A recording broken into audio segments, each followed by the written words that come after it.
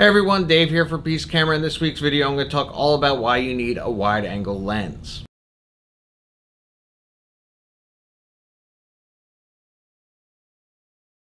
In previous videos, I talked about why you need a macro lens, and if you haven't seen that, I'll put a link right up over here for you guys to watch that. And then this week, I want to talk about why you would need a wide-angle lens. So first off, if you like to shoot landscapes, a wide-angle lens is a must-have, not only to get the vastness of a landscape shot, you can also use a wide-angle lens to fill the foreground with something that's just inches away and really give you a sense of being there.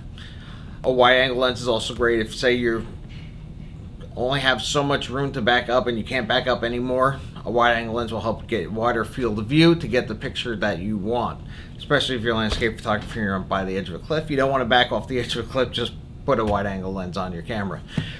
Next, if you're shooting interiors, a wide angle lens is great for doing that, as the wider angle of view is what we normally see with our eye when looking through a room. So having a wide angle lens to shoot interiors is great, and if you're in a very small interior space, like a small room, shooting with a wide angle is going to make it feel like it's much bigger, give it much more sense of space. So these are a few of the reasons I would suggest having a wide angle lens. I think it's a great addition to any bag and a must have for any photographer. So now let's go over some of the lenses that I would recommend. On the Canon side, if you're a crop frame shooter, I would recommend the EFS 10 to 18 millimeter. This is a 4.5 to 5.6 lens, but it has image stabilization. It's a great lens for the crop sensor cameras. If you shoot on a full frame Canon, the 16 to 35 f2.8L lens is the one I'd recommend. Super sharp lens. I really like this lens a lot.